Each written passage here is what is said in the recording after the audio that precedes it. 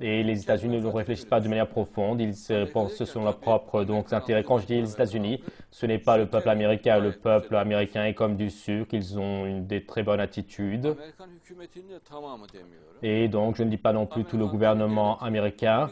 L'État souterrain des États-Unis, donc du gouvernement américain, l'État souterrain américain, donc une partie des conseillers, soi-disant ils vont donc aligner l'Iran. De toute manière, l'Iran fait ce qu'elle doit faire, même la Russie, pareil pour la Corée. Et donc en disant je vais faire le fier à l'Iran et quelle est la signification de mettre tout le Moyen-Orient, la Turquie dans une situation difficile.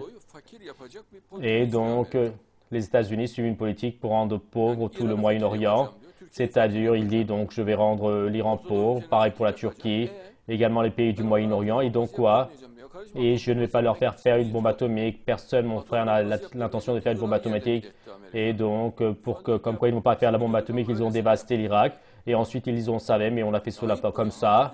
Et ceci est indécent, donc c'est un manque de conscience. Regarde, donc, l'Irak n'arrive pas à trouver de stabilité. Tous les jours, des gens sont tués.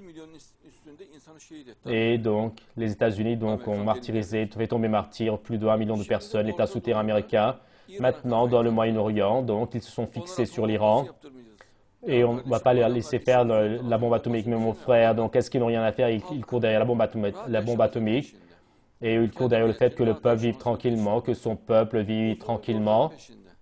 Ils courent derrière un environnement plein de sérénité. Est-ce que l'Iran n'a pas de psychopathie? Si, ils en ont aussi. C'est-à-dire le régime, les aspects maniaques, donc n'ont pas de fin, et donc pendent les personnes avec les grues, le sectarisme religieux, le fait d'écraser les femmes, l'oppression et les crimes de l'État souterrain. Il y a tout type de choses anormales, mais de plus, donc, est la signification de rendre le peuple pauvre, le peuple Iran, donc faire rendre pauvre et le faire traîner dans la misère. Qu'est-ce que la signification dans cela? Toi, qui est-ce que tu condamnes? Tu condamnes ainsi le peuple. Pourquoi avoir besoin de cela? Et en disant que tu veux donc condamner le peuple iranien, tu veux également donc condamner le peuple turc et les rendre pauvres aussi, car donc le commerce entre l'Iran et la Turquie est important. Et donc, le commerce de pétrole est important et tu fermes cela également. Donc, et tu dis, réchauffez avec ce que vous voulez, mangez ce que vous voulez, faites ce que vous voulez. Et moi, donc, voilà, cela m'est passé par la tête et j'ai pris une telle décision et je ne vais pas vous faire la bombe atomique. C'était donc une assertion imaginaire.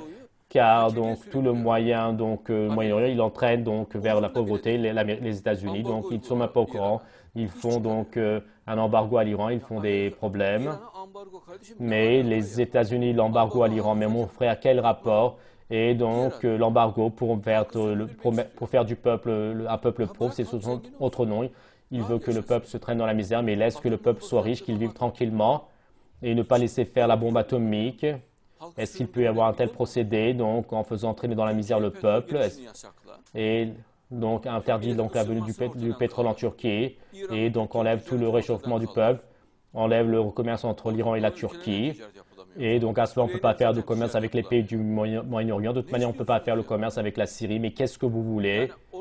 C'est-à-dire donc laisser donc dans la famine donc le peuple du Moyen-Orient et les laisser s'étrangler les uns les autres. Si vous croyez en Dieu, craignez Dieu. Regardez donc la Syrie a été dévastée, a disparu, un grand pays, et l'Irak donc ils les font bombarder en eux-mêmes et l'Iran il essaie de le frapper avec la faim et ils remettent son dessus-dessous le commerce de la Turquie, le commerce de la Turquie.